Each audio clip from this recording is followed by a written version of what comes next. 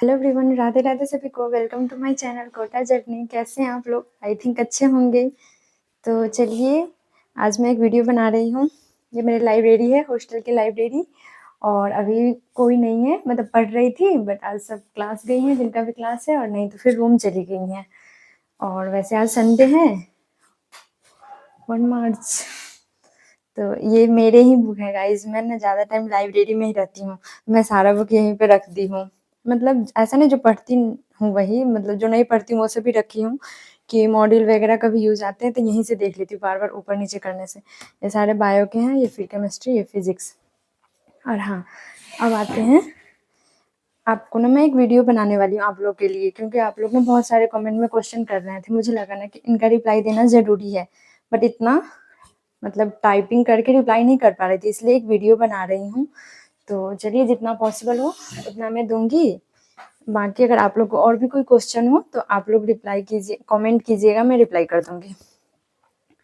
तो चलिए, सबसे पहले तो अल्फ़ा बैच के रिलेटेड बहुत सारे क्वेश्चन है, बहुत सारे क्वेश्चन। मतलब मैं भी जब यहाँ पे आई थी ना, तो मुझे बहुत सारे क्वेश्चन थे, ये कैसे होते हैं, वो कैसे, एडमिशन कैसे लेती हूँ, कौन सर पढ़ाएंगे नहीं पढ़ाएंगे, कब तक सिलेबस खत्म होगा नहीं होगा। तो उसी सब का रिप्लाई मैं इस बैच के अकॉर्डिंग देती हूँ। तो सबसे पहले तो मैं सारे सर लोग का नाम लिख ली हूँ। देखिए, वैसे मैं ये बताने से पहले यहाँ पे कमेंट है किन्हीं लोगों का, वो कमेंट मैं बताऊँगी। बट मुझे पता है कि अगर मैं ये बता दूँगी ना, तो कमेंट का रिप्लाई अपने आप, मतलब आप लोग समझ जाइएगा। उसके बाद मैं कमेंट पढ़ूँगी, पहले ये रिप्लाई दे देती हूँ। तो देखिए, हम लोग का अल्फ़ा एचिवर 21 जून से स्टार्ट हुआ था, 19 फ़ेब को मतलब कंप्लीट किए सिलेबस। 21 को तो ओरिएंटेशन थे, बट क्लास ना, क्योंकि फिर 22 को संडे, तो मंडे से क्लास स्टार्ट हुई थी हम लोग की। तो अब मैं बताती हूँ, देखिए फिजिक्स में कौन कौन सर हम लोग को पढ़ाए सारे। उसके बाद फिर फिजिकल केमिस्ट्री और ऑर्गेनिक केमिस्ट्री में ऑर्गेनिक, फिजिकल और इनऑर्गेनिक कौन कौन पढ़ाए। बाकी बायो तो अल्फा में नहीं पढ़ाई होती है, वो खुद से पढ़ने होते हैं। तो चलिए, सबसे पहले मैं बताती हूँ आपको कि फिजिक्स में सबसे पहले हम लोग आए थे, तो एएसपी सर आए थे, और वो हम लोग को सबसे पहले स्टार्ट कर दिए थे मॉडर्न। हाँ, और एक बात, जैसे अल्फा एचिवर में आप एडमिशन लीजिएगा ना, तो वो बहुत बेसिक से पढ़ाते हैं, नो डाउट। मतलब मुझे तो जितना लगा कि जितने दूसरे फेज में मतलब यहाँ पे बैठती हैं ना लड़कियां लोग, तो देखती हूँ कि जैसे कोई बोलते हैं लीडर बैच, तो हाँ, वो भी जरूरी है। क्योंकि अगर आपको बेसिक नहीं आती है और फिर अल्फा में एडमिशन ले लेंगे, चाहे अचीवर में, तो उसके अकॉर्डिंग क्या होगा ना कि सर फास्ट पढ़ाएंगे, तो फिर मुझे लगेगा कि सर क्या पढ़ा रहे हैं। तो यहाँ पे तो हर टाइप के बैच है, आप अपना देख लीजिए कि मैं किसके अकॉर्डिंग आ सकता हूँ, आ सकती हूँ, तो वहाँ पे आप एडमिशन ले सकते हैं। तो सबसे पहले देखिए फिजिक्स, तो हम लोग का मॉडर्न फिजिक्स से स्टार्ट हो गया। और बाकी लोग बोलते हैं ना कि जैसे बेसिक स्टार्ट होने चाहिए, वेक्टर, उसके बाद मॉडर्न, बट नहीं, आते ही सबसे पहले मॉडर्न फिजिक्स से स्टार्ट हुआ था। उसके बाद सर वेक्टर पढ़ाएं, उसके बाद ग्रेविटेशन और काइनेमेटिक्स एनालिसिस। सर बोले थे कि मॉड्यूल 1 और 2 मैं दोनों पढ़ाऊंगा, बट नहीं पढ़ा पाए किसी वजह से, क्योंकि यहाँ पे ना सर लोग को भी नहीं पता रहता है सिस्टम, जिसके अकॉर्डिंग जहाँ भेजते हैं सर लोग को वहाँ जाना होता है। तो उसी के साथ साथ हम लोग ने एक सर आ गए थे, 2 फिजिक्स चल रहा था स्टार्टिंग में, और स्टार्टिंग में तो 4 क्लास चलने लग गई थी। तो एएसपी सर पढ़ाते थे, उनके साथ साथ एनजी सर पढ़ाते थे। तो एनजी सर क्या आए ना, तो basic maths, work energy power 2 ही पढ़ाए, और सेंटर ऑफ मास कोलिजन पढ़ाए।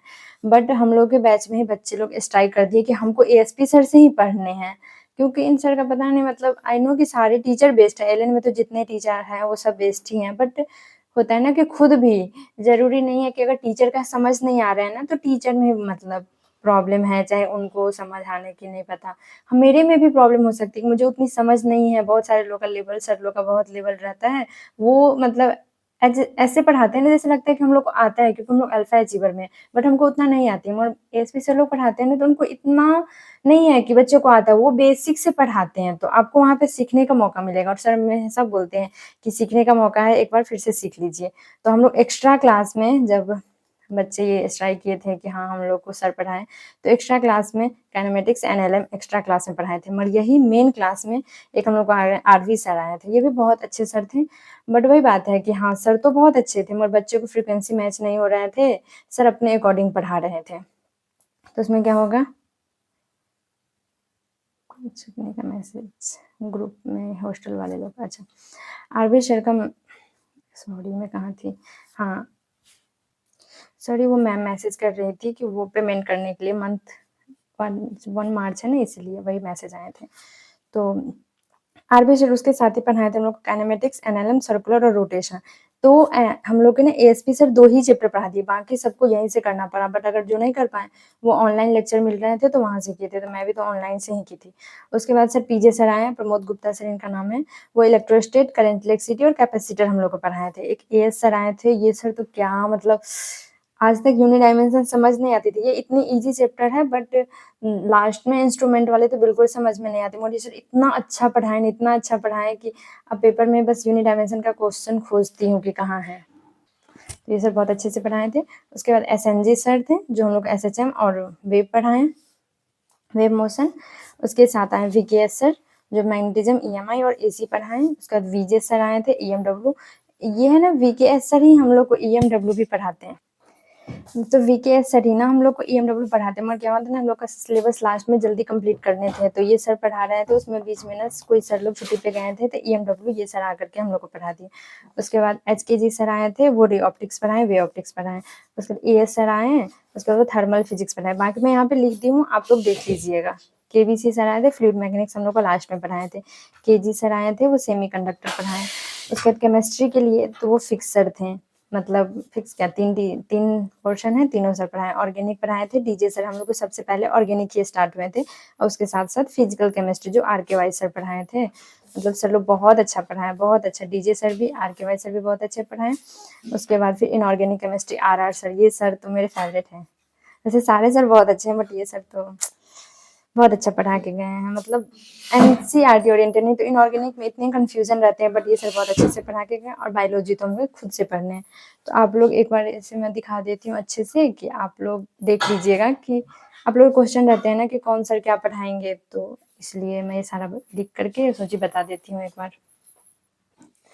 और अब बहुत सारे लोगों का क्वेश्चन था, इसी में क्वेश्चन है, अब मैं क्वेश्चन पढ़ लेती हूँ कमेंट में। सॉरी, अच्छे से नहीं दिख रहा है ना। भाई ये बताइए, एएसपी सर अल्फा फेज 1 में या अल्फा फेज 2 में? देखिए, अब ये ना हम लोग को कुछ पता नहीं चलता है। एक तो पहले भी अगर पता चल जाएगा कि अल्फा फेज 1 में है, तो ये पता नहीं चलता है कि वो सर कितना चैप्टर पढ़ाएंगे।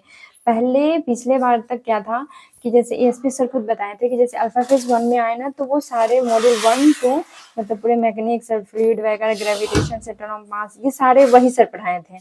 उसके बाद क्या हुआ था ना कि बट इस बार सर बोले आए, तो बोले कि मैं पढ़ाऊंगा, बट सिस्टम से लाइब्रेरी में क्या हुआ ना कि आंटी जी भी आ गई थी पोछा लगाने, झाड़ू पोछा लगाने वाली, और 1-2 गर्ल्स भी आ गई थी पढ़ने के लिए, जिस वजह से मुझे ऊपर आने पड़ी और फिर मुझे वीडियो रोकनी पड़ी बीच में। तो ठीक है, चलिए अब मैं यहाँ से एक्सप्लेन करती हूँ। ये वाली तो मैं एक्सप्लेन कर दी थी, वैसे आप लोग एक बार देख लीजिए कि कौन सर क्या पढ़ाते हैं। और किन्हीं सर लोग का कुछ फिक्स नहीं है कि कितना चैप्टर आगे पढ़ाएँगे, नहीं पढ़ाएँगे। जैसे ये सर लोग, एसएनजी सर लोग, उन लोग का फिक्स है, मगर एक जैसे किन्हीं सर लोग को 2 चैप्टर मिला पढ़ाने के लिए, उनको बीच से भी मतलब सिस्टम ऐसा करेगा कि बोलेगा आप एक चैप्टर पढ़ा दीजिए, उसके बाद दूसरे चैप्टर ना दूसरे सर भी आकर के पढ़ा सकते हैं। बट पिछले साल तक ऐसा था ना कि सर बताते कि जैसे एएसपी सर आ गए हैं तो वही सारे पढ़ाएँगे, बट इस बार ऐसा नहीं हुआ। एएसपी सर सारे फेज़ में जाके पढ़ाए, 2-2 चैप्टर, 3-3 चैप्टर। अभी जैसे फेज़ 2 में भी पढ़ाए, फेज़ 3 में भी अभी पढ़ा रहे हैं। तो किन्हीं सर लोग का कुछ फिक्स नहीं है कि आप डिसाइड नहीं कर सकते कि कौन सर आकर के किस फेज़ में पढ़ाएँगे, वो किसी को पता नहीं रहता। यहाँ तक कि किन्हीं टीचर लोग को भी नहीं पता रहता है। जैसे कि कोई सर लोग का कंप्लीट हुआ, फिर हम लोग बोलते हैं सर आप कहाँ जा रहे हैं? तो उन लोग को ये भी नहीं पता रहता है किस फेज़ में, सिस्टम जहाँ पे भेजेंगे वहाँ पे चले जाएँगे। तो पहले चलिए आप लोगों का कमेंट का मैं यहाँ से बताती हूँ।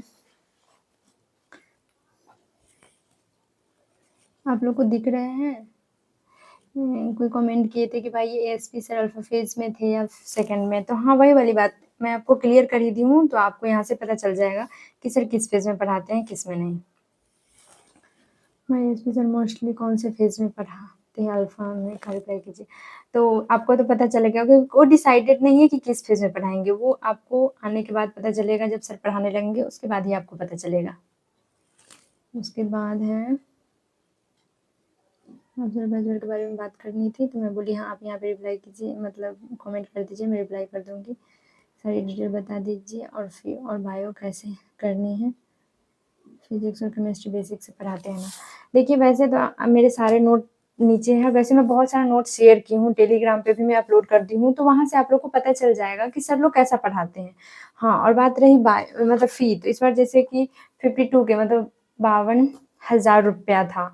अल्फ़ा का। बाकी आप लोग को ना स्कॉलरशिप मिलेंगे, बट स्कॉलरशिप को एक और बोले थे कि एएस-एटी वाले जो एग्ज़ाम होते हैं ना, वो न उसके बेसिस पे मिलते हैं नहीं, उसका तो मुझे नहीं पता, बट मुझे पता है कि अल्फ़ा के लिए उस स्कॉलरशिप का अप्लाई नहीं कर सकते हैं, क्योंकि उसमें अगर आप नीट का एग्ज़ाम दिए हैं, उससे रिलेटेड हो सकता है, या तो फिर आप एक्स-एल-एन है तो 10% 20% मतलब आप नीट का एग्ज़ाम दिए, आपका रैंक किस बेसिस पे है और यहाँ पे स्कॉलरशिप निकाले हुए हैं कि इतने से इतने रैंक के 10%, 20, 30 ऐसे, तो उसके अकॉर्डिंग आपको स्कॉलरशिप मिल जाएँगे।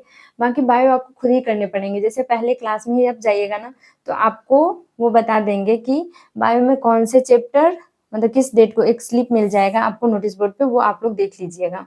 तो टेस्ट में जैसे-जैसे सिलेबस रहते हैं, वो आपको खुद से करने पड़ेंगे। या तो आप टेलीग्राम पे कहीं से वीडियो देख लीजिए, या तो फिर ऑनलाइन कोई भी यूट्यूब पे इतने सारे वीडियो रहते हैं, मतलब बायो आपको खुद से कंप्लीट करनी है और अगर आपको कोई डाउट है, तो वहाँ पे डाउट काउंटर पे सर लोग बैठते हैं बायो का, वो आपको क्लियर कर देंगे।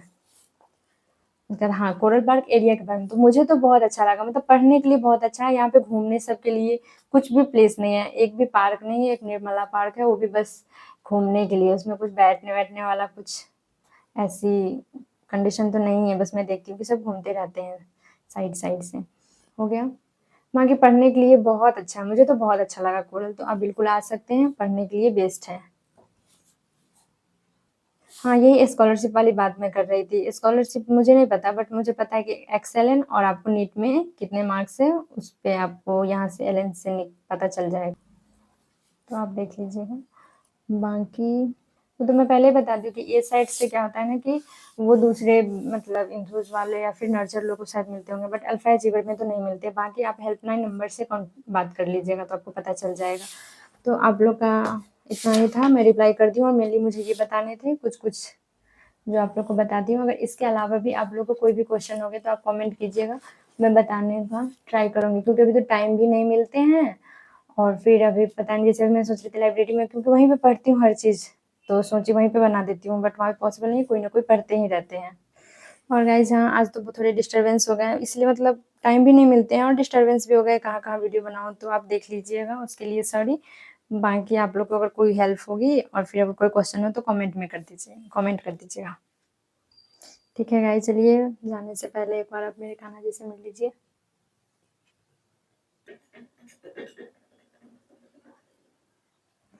राधे राधे सभी को।